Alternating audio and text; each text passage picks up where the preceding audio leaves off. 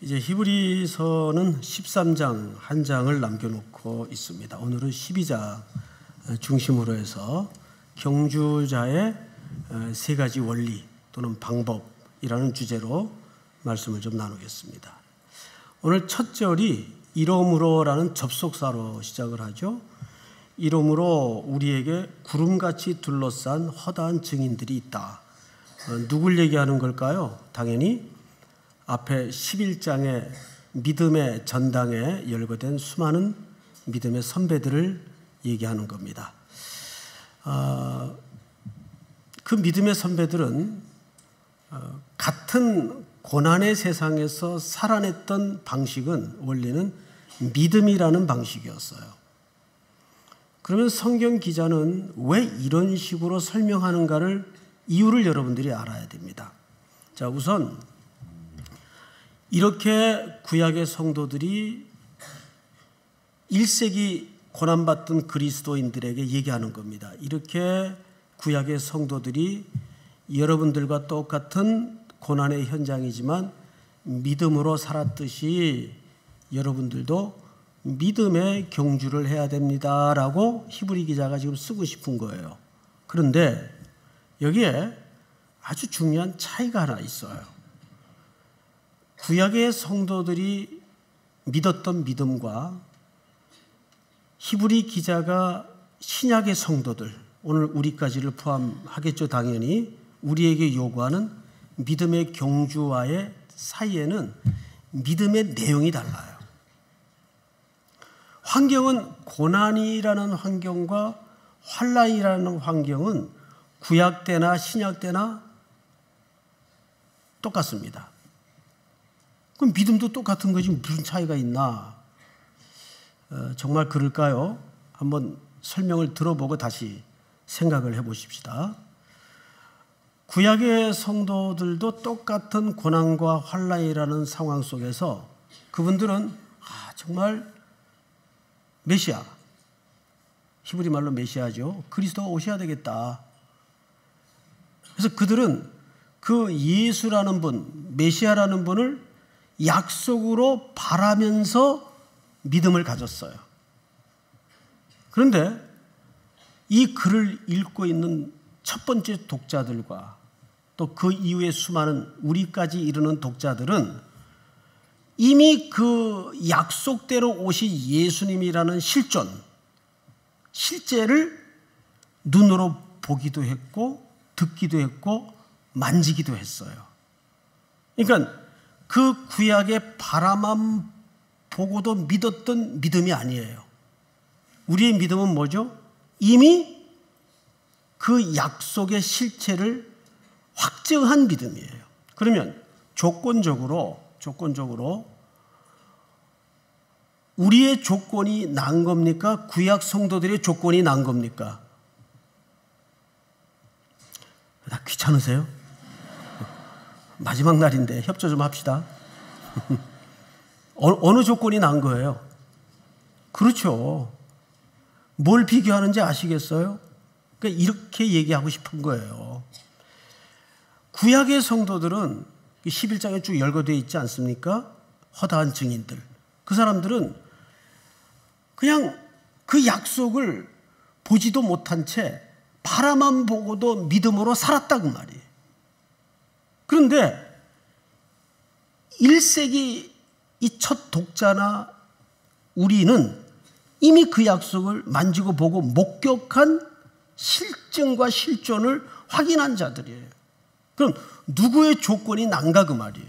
우리의 조건이 낮다 그 말이죠. 이걸 히브리 기자가 비교하고 싶은 거예요. 왜냐하면 우리가 히브리서를 쭉 설명을 들어오는 가운데 계속 비교를 통해서 설명을 들었죠. 더 나은 제사, 예수 그리스도. 더 나은 제사장, 예수 그리스도. 더 나은 제물, 예수 그리스도.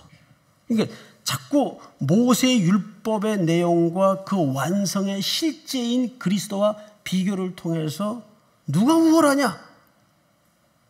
그런데 고난이라는 상황은 현실은 똑같단 말이에요. 구약에 때도 삶의 문제가 어려웠고 신약의 때도 삶의 문제가 어려웠어요. 그래서 이 마지막 최종적으로 그러면 믿음은 누가 더 우월한 믿음이냐? 신약의 성도들의 믿음이 더 조건적으로 좋다 그 말이에요. 이미 그 약속을 확정받았기 때문에.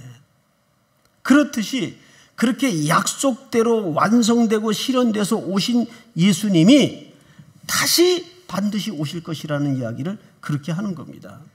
그래서 우리들에게 오늘 뭘 이제 강조하냐면, 그래서 믿음의 경주를 해야 된다. 경주라는 것은 달리기 용어예요. 이 당시에는 아곤이라는 헬라 말을 썼는데 이건 달리기 할 때 표현이에요. 그래서 자칫 우리가 오해를 갖기가 쉬워요. 그러니까 이건 뭐 흔히 고지론자들이 얘기하는 것처럼 뭐 경쟁을 통해서 1등을 해야 되고 남보다 더 나은 업적을 남겨야 되고 이런 식으로 자칫 오해할 수가 있어요. 그런데 이 아곤이라는 헬라 말을 조금 넓게 해석을 하면 사실 이것은 달리기라는 스포츠 용어를 채용하긴 했지만 정확한 정의는 싸움입니다. 무슨 싸움일까요? 내적인 싸움을 얘기하는 거예요. 자, 이제 그 내용을, 그럼 그 싸움을 어떻게 우리는 싸워야 되겠는가? 또는 달려가야 되겠는가? 세 가지 원리를 제공하는데, 첫 번째, 본문을 보십시다. 이러므로 우리에게 구름같이 둘러싼 허다한 증인들이 있으니, 이 증인들은 당연히 11장의 그 구약에 열거된 인물들입니다.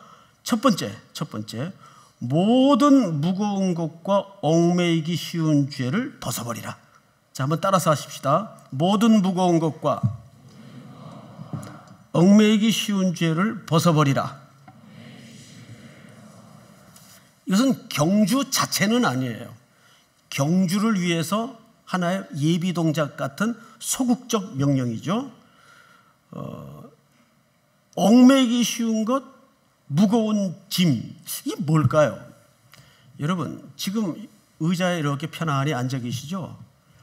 지금은 여러분들이 옷의 무게라든지 지니고 있는 어떤 물건의 무게를 당연히 못 느낍니다.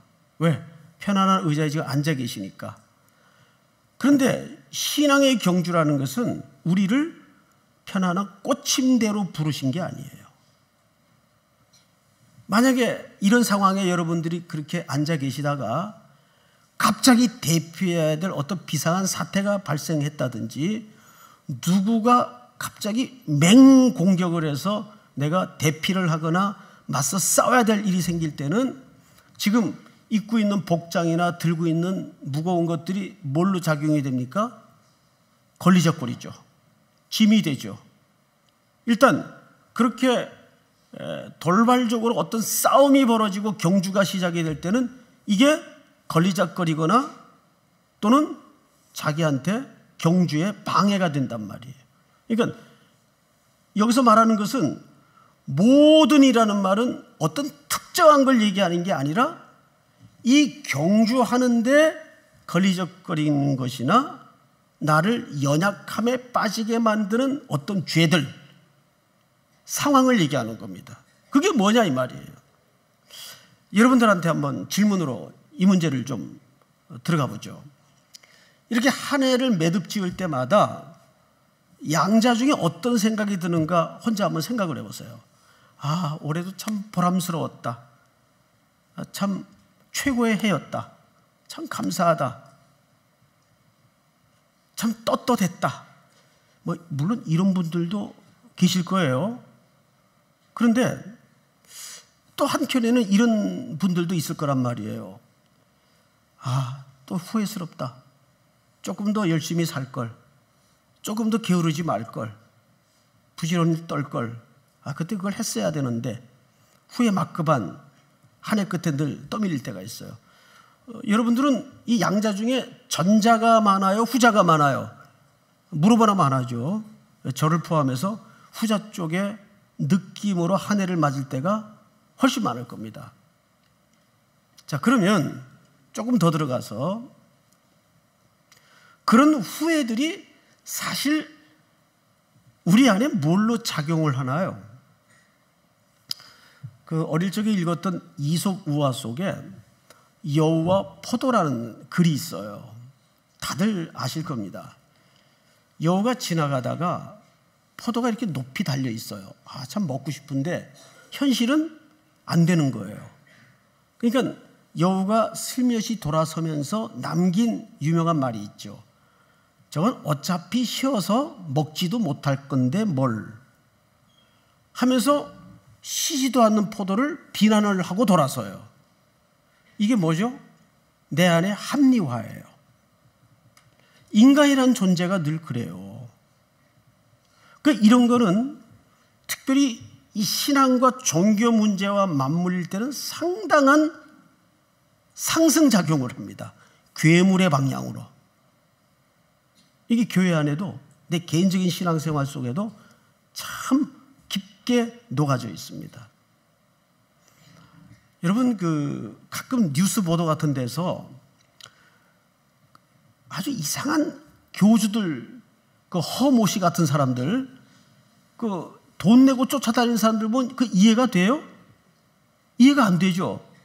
그런데 그 심리가 뭔지 아세요, 여러분? 나는 며칠 전에 검색어에 자꾸 이렇게 뜨길래 이게 뭔가 또 나오나 하고 봤더니 이제 그 사람의 스토리에 대해서 리얼로 실사를 누가 했더라고요. 이게 사실 사회병리 현상이거든요. 여러분 1954년도 미국에서 종말론으로 한번 시끄러웠던 적이 있어요. 물론 우리나라에도 1992년도 다비 선교의 일로 한 시대가 발칵 뒤집혔었죠. 막 생방송으로 뉴스 하기도 하고 그랬어요. 근데 그런 종말론에 잘못 빠질 때 나타나는 양극화 현상이 있습니다, 여러분. 이건 건강하다고 자부하는 일반 교회 안에도 이런 현상이 있어요. 뭐냐 하면 미국에서 있던 일은 직장, 가족 다 떠나고 어느 한 장소에 모였어요. 우리나라처럼. 그래서 이제 지구의 종말이 올 건데 종말이 시작되는 순간 UFO, 미확인 비행 물체가 와서 우리만 구원해 갈 것이다. 그래서 모인 거예요. 결론은 종말도 안 왔고 당연히 비행 접시도 안 왔어요. 해프닝으로 끝났죠. 다미 선교회는 어떻습니까? 마찬가지예요. 그랬더니 이제 어떤 후문이 돌아다니기 시작한가 하면 계산이 잘못됐었다. 날짜 계산이. 그리고 신이 우리를 시험하는 것이다. 이제 이런 식으로 양극화 현상이 나타나기 시작했어요. 첫째는 우리가 속았다. 그동안 잘못 깨달았다. 그래서 참여하고 반성하고 그 집단과 그 교주를 떠나버리는 현상이 나타나요. 다행이죠, 이쪽은. 그런데 문제는 이제 이쪽이에요. 더 강화해서 심도 있게 신앙하는 현상이 나타나요. 그게 자기 합리화거든요. 기대한 것과는 다르게 괴리가 나타나니까 이 압력을 안에서 합리화라는 과정을 통해서 바꿔야 돼요. 이게 우리 생활에도 그렇고, 그러니까 우리 TV 보다가 아주 장동건 씨나 무슨 김태희 씨나 이영희 씨 같이 이게 만화를 찍고 나오는 얼굴들 나타나면 괜히 투덜거리죠. 뭐 얼굴이 저렇게 느끼하게 생겼어. 너무 비현실적이야. 살 것도 아니면서 왜 궁시렁거려요? 그런 자기가 근접하지 못할 어떤 대상에 대해서는 비난과 투덜거림으로써 그 간격을 상쇄하려는 의도나 시도가 늘 우리 마음속에 있어요. 이게 종교 안에 맞물릴 때 괴물이 됩니다. 그래서 그런 엉뚱한 사람들을 쫓아다니는 거예요. 그래서 인간은요, 결국 합리적인 존재가 아니라 합리화하는 존재입니다. 인간은 합리적인 존재가 아니에요. 특별히 인간은 이성적인 존재도 아니에요. 감정에 지배되는 존재지. 여러분, 이게 늘 한 해 끝에 좌절과 실패를 맞닥뜨린 민낯이 부끄러우니까 우리 속에 일어나는 자기 합리화, 연약한 모습. 그때 연약해서 실수를 해서. 아니요. 실수, 연약함, 이런 말 있죠. 자루 속의 송곳은 언젠가는 삐져나와요. 아니 땡 굴뚝에 연기 안 나요. 그래서 그 목회 선배들이 하는 얘기 중에 유명한 말이 있어요. 빈 총도 맞지 마라. 빈 총도 맞지 마라.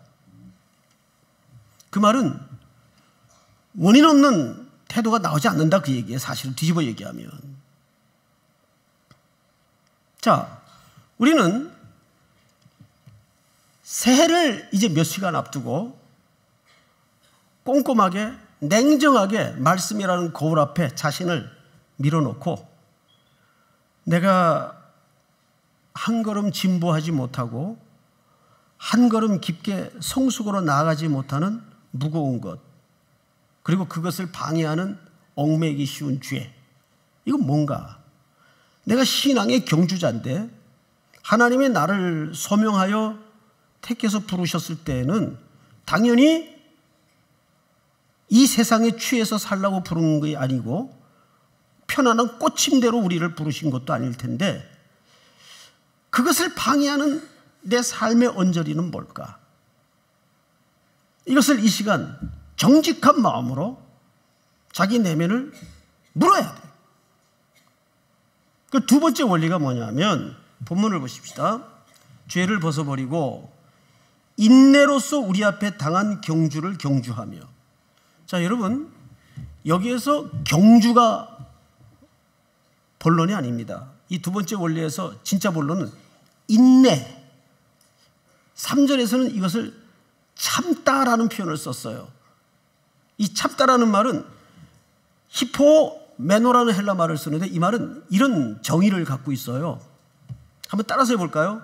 끝까지 자리를 지키고 남아있는 태도, 이게 인내예요.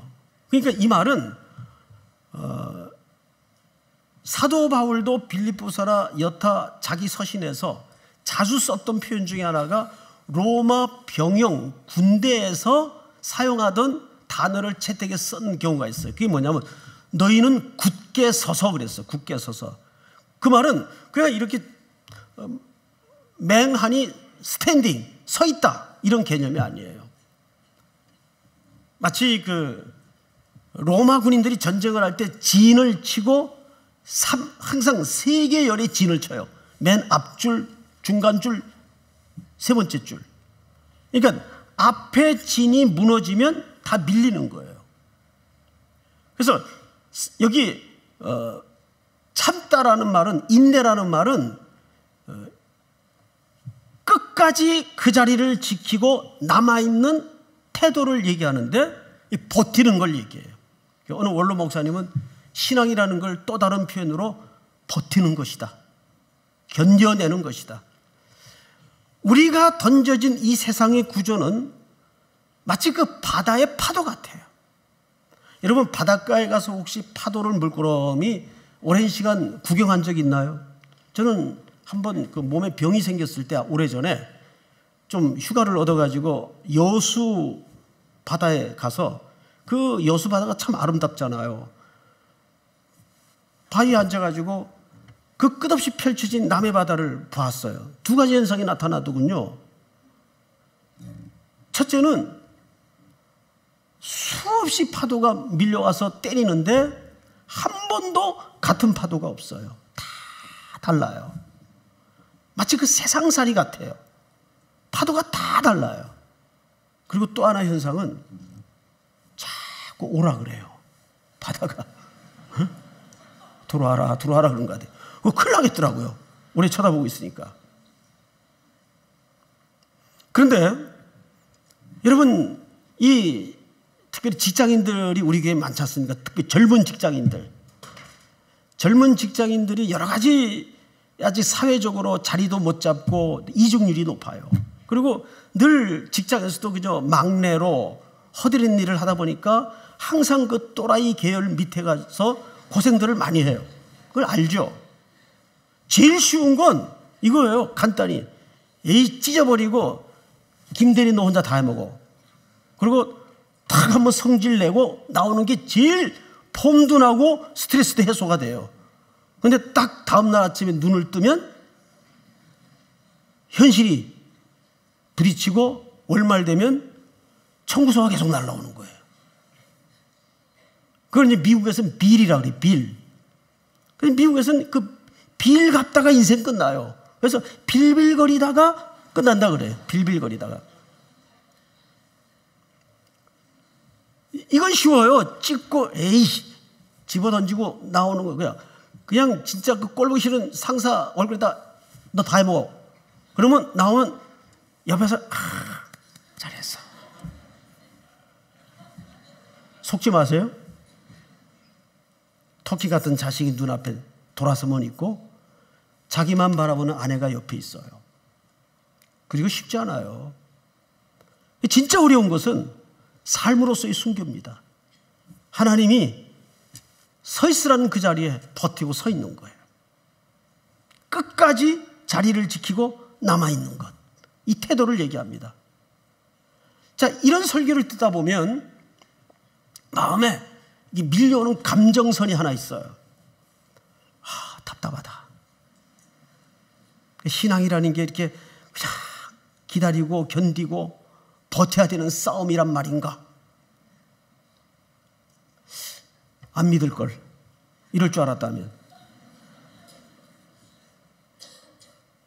그렇게만이라면 우리가 이 길을 걸을 수 있겠어요? 자, 그런데 세 번째 원리에 한번 들어가 보십시다. 2절을 보시면 믿음의 주요 또 온전케 하시는 이 예수를 바라보자. 그 다음 다 같이 시작. 그는 그 앞에 있는 기쁨을 위하여 십자가를 참으사 부끄러움을 개의치 아니하시더니 하나님 보좌 우편에 앉으셨느니라. 아멘. 자, 저를 보세요. 여기 믿음의 주요, 이 주요라는 말은 아르케고스라는 표현을 했어요. 이 주요라는 말은 마스터 또는 로드 이 개념이 아니에요. 이 아르케고스라는 헬라 말은 정확하게 믿음의 창시자요라는 뜻이에요. 믿음의 창시자요. 믿음을 시작하신 분이요 그 뜻이에요. 그리고 온전케 하시는 이인 예수. 온전케 하다라는 말이 무슨 뜻이에요? 그것을 완성하시는 분. 그러면 이 믿음의 시작도 완성도 누구 손에 있다는 얘기입니까? 예수. 그런데 이 예수를 우리의 목적지로 꼬린 지점으로 제시했어요. 그러니까 여기서 히브리 기자가 설명하고자 하는 이 경주의 목적은 인격이에요. 예수라는 인격이에요. 그걸 목적으로 제시했더라고요. 그러니까 우리의 이해하는 개념과 다르죠. 무슨 업적을 만들어내거나 누군가의 비교를 통해서 이겨내거나 그런 싸움이 아니에요. 예수라는 인격 자체가 여기 목적지로 제시됐단 말이에요. 근데 그분은 어떤 분인가? 믿음의 시작 지점이고 믿음의 완성 지점이에요.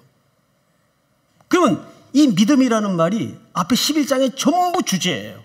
믿음으로 아브라함은, 믿음으로 모세는, 믿음으로 라합은, 믿음으로 삼손은.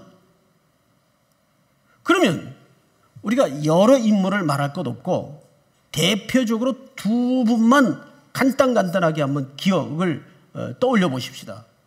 아브라함 이방인이었어요. 우상 섬기던 집안의 사람이었어요. 그러던 어느 날 하나님께서 스데반의 설교에 의하면 영광의 하나님이 그에게 나타나서 그를 택하여 불러내셨습니다. 불러냄을 입었어요. 그래서 강을 건너 가나안 땅으로 들어옵니다. 그래서 히브리우라는 말이 강을 건너온 사람이라는 뜻입니다. 강이라는 건 당시에 이쪽 세계와 저쪽 세계를 가늠하는 사고의 분기점이에요. 그때부터 가나안 땅에 들어와서 천신만고 끝에 아브라함을 설득해서 하나님이 가나안의 삶을 영위시키는데, 아브라함이 토해낸 역사의 흔적마다 죄, 실수, 연약함, 넘어짐밖에 없어요. 아내 속이고 아내 팔아먹고 거짓말하고 기다리지 못하고 불신하고 그러던 아브라함이 어느 날 저 생애의 끝 22장쯤 가니까 생명 같은 아들일지라도 하나님 앞에 내어드리는 인증을 받게 됩니다. 그 자리까지 누가 설득해 가신 겁니까? 하나님이세요. 아브라함의 믿음의 조상이라고 한다고요? 믿음이 좋아서 믿음의 조상이 아니라 믿음이 얼마나 하나님의 설득이요, 하나님의 작품인가를 가장 잘 설명할 수 있는 인물이기 때문에 믿음의 조상이에요. 믿음의 실체가 무언가를 아브라함의 인생만큼 잘 설득할 수 있는 인물이 없기 때문에 믿음의 주요 아르케고스, 즉 믿음의 시작한 사람이요 창시자요, 그 뜻이에요. 모세 40 나이에 문무를 겸비했어요. 뭔가를 할 수 있을 것 같아서 칼을 뽑아들어 사람을 죽였죠. 하나님의 방법은 그게 아니었어요. 그를 40년 동안 진공 상태와 같은 사막에다가 초계와 같이 바람에 떠돌아다니도록 던져놓습니다. 떠도는 뭉게구름, 끝없이 펼쳐진 텅 빈 죽음 같은 땅, 대화할 상대조차가 없었어요. 소떼 양떼를 몰면서 나중에는 모국어도 더듬거리게 되죠. 나는 입이 둔한이라는 말은 그가 말에 재주가 없다는 말이 아니라 이제는 모국어도 잊어버릴 정도인 내가 뭔 일을 하겠는가. 80 나이에 하나님이 가시떨기 불꽃 가운데에서 그를 불러내십니다. 불은 붙었는데 나무가 타지 않아요. 무슨 뜻입니까? 너를 쓰지만 네가 재료는 아니다, 그 말이에요. 그 사인을 보여주시잖아요. 80 먹은 모세에게 애굽으로 내려가라, 네 백성을 구원해라 하니까 모세가 됐습니다, 이제 와서 새삼. 뭘 어떻게 하겠다고요? 저는 이제 모국어도 잊어버렸는데. 모세의 모국어는 이집트 말입니다. 그런데 하나님이 모세의 손에 뭘 들려주시죠? 막대기, 마른 막대기. 그것은 굉장히 중요한 상징입니다. 그 마른 막대기가 내 손에 들렸을 때 너에게 쓰임을 받듯이 너도 마른 막대기 같은 존재지만, 그래서 내가 너와 함께 내려가겠다, 임마누엘로 약속해 주십니다. 구원의 대 역사를 열지 않습니까? 여러분, 모세가 한 일입니까? 아니에요. 하나님이 모세를 설득하셨어요. 그리고 이스라엘의 구원자를 만드십니다. 믿음의 주요 아르케고스, 믿음의 시작한 사람이요 창시자요 온전케 하시는 이인 예수, 그 예수를 바라보라. 여기서 바라보라는 말도 그냥 이렇게 쳐다보다 그 말이 아니에요. 원래 그 영어 성경에 보면 fix on이라고 돼 있어요. 거기다 고정시켜라 내 삶을. 자, 그런데 이 설명이 더더욱 난해한 지점에 이제 드디어 본론으로 이르렀습니다. 그 뒤에 보면 여러분들이 읽으신 본문인데, 그는 그 앞에 있는 기쁨을 위하여 십자가를 참으사 부끄러움을 개의치 아니하시더니. 앞을 보세요. 우리 십자가 얘기만 나오면 고통, 고난에 초점이 맞추어집니다. 그 의미가 전혀 없는 건 아니겠어요. 그러나 적어도 히브리 기자가 여기서 말하는 것은 그 앞에 있는 즐거움, 그 앞에 있는 즐거움이 뭘 것 같습니까? 예수님의 즐거움이 뭘 것 같아요? 우리의 구원과 우리를 생명을 풍성케 하시는 일이에요. 그것이 아버지의 기쁨이었기 때문에 아들의 기쁨이에요. 그래서 그 앞에 있는 즐거움을 위해서 오늘 진짜 여기서 말하고자 하는 초점과 의도는 뭐냐면 부끄러움을 개의치 않았다. 여기에 초점이 있어요. 여러분, 근데 저도 이게 잘 안 되더라고요. 이해가. 부끄러움을 개의치 않았다는 말이 무슨 의미예요? 이해가 돼요? 차라리 고통을 참았다는 말은 이해하기가 쉬워요. 그런데 부끄러움을 개의치 않았다? 뭐가 부끄러웠다고요? 십자가. 왜 십자가가 부끄러워요? 우리는 2000년 후에 성경이라는 텍스트 속에서 십자가를 보니까 이게 왜 부끄러워? 이렇게 질문할 수 있지만 1세기 이 시대 로마 제국하에서 십자가는 고통과 죽음보다 더 치욕스러운 형벌의 현장이에요. 이건 집안의 지독한 불명이에요. 차라리 죽는 게 낫지. 죽는 게 낫지. 그 역사에 중국에 사기를 썼던 사마천이라는 인물 알죠? 그 사람은 궁형을 당해가면서도, 궁형이 뭔지 아십니까? 거세를 당하는 거예요. 대부분의 남자들이 그 형벌이 떨어질 때는 죽으면 죽었지 어떻게 그 형벌을 겪나. 그래서 이 사마천의 이 궁형을 제한을 받아들인 거에 대해서 모두가 그 시대에는 고개를 돌렸어요. 그런데 그는 왜 그 치욕스러운 궁형을 기꺼이 채택했을까요? 그는 나중에 사마천의 그 사기라는 유명한 저서 앞에 자기가 그 궁형의 치욕을 기꺼이 감수했던 것은 후대에 이 바른 역사를 내가 기록하기 위해서다. 그 사람의 속까지는 모르겠어요. 그런데 이 십자가라는 것은 로마 제국하에 가장 치욕스러운 부끄러운 수치의 형벌의 현장이에요. 근데 그 부끄러움을 개의치 않았다. 이게 무슨 뜻일 것 같습니까? 이게 여러분 설득과 설명에 이해가 될까 모르겠습니다만은 오래전에 어느 목사님 설교를 듣다가 예화를 하나 들었어요. 예화. 근데 그 예화가 만들어낸 예화가 아니라 그 목사님 주변에서 겪었던 일을 목사님이 들은 거예요. 무슨 예화인가 하면 우리 대한민국 어머니들의 그 자녀들에 대한 맹목적인 사랑, 특별히 그 중에서도 그 대학 입학에 대한 그 열망은 무시무시하잖아요. 이제 어느 사장님 댁에 이제 가정부가 들어온 겁니다. 그럼 사장님의 아내는 당연히 사모님이겠죠. 이 가정부와 사모님이 늘 사이가 괜찮았대요. 그리고 이 가정부는 독실한 크리스찬이었어요. 근데 이 가정부의 그 요즘 옛날 그 식모나 가정부는 요즘 그 파출부 개념하고는 좀 다릅니다. 이 가정부의 아들이 인서울의 Y대학에 들어간 겁니다. 좋은 대학이죠? Y대학이 많아요, 또. 네. 너무 한 대학만 몰두하지 마세요. 좋은 대학이죠. 그런데 늘 그 가정부를 이 사모님이 부러워하면서 입버릇처럼 했던 말이 있대. 입버릇처럼. 우리 아들이, 이 집에도 아들이 하나 있었는데 우리 아들이 인서울의 그 Y대학만 들어가면 내가 평생 식모살이라도 하겠다. 입버릇처럼 그러더래요. 그 예화가 참 남아요. 여러분, 이게 이제 가당한 예화는 아니지만 이 본문을 이해하는데 조금 징검다리 정도는 될 것 같아요. 예수님의 심정이 그거예요.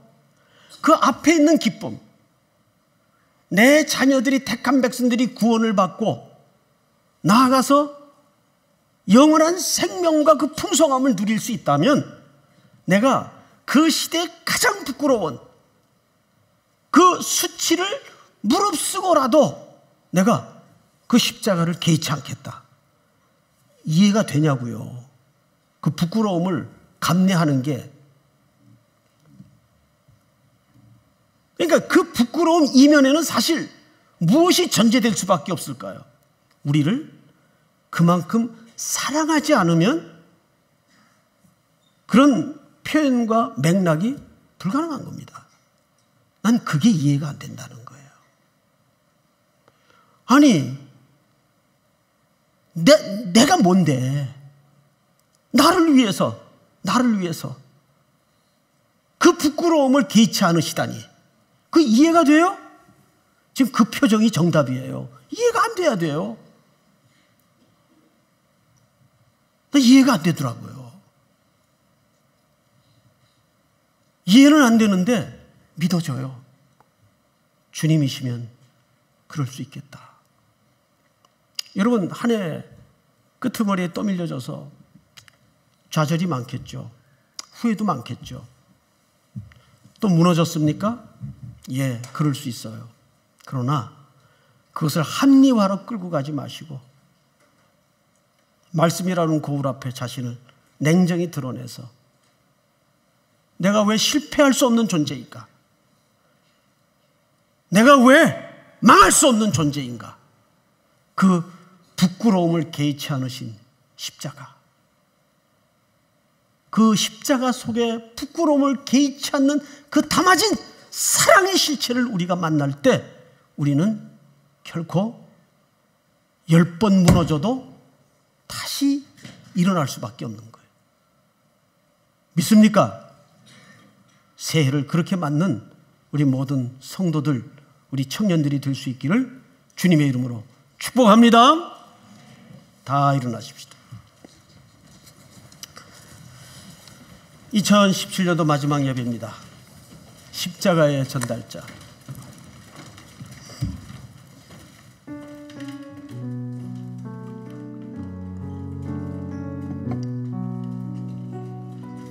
난 지극히 작은 자, 죄인 중에 계신 무익한 날 부르셔서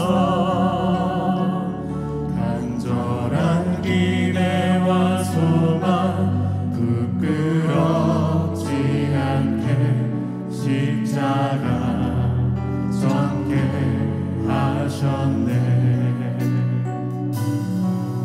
어디든지 가리라 주 위에 서라면 나는 전하리 그 십자가.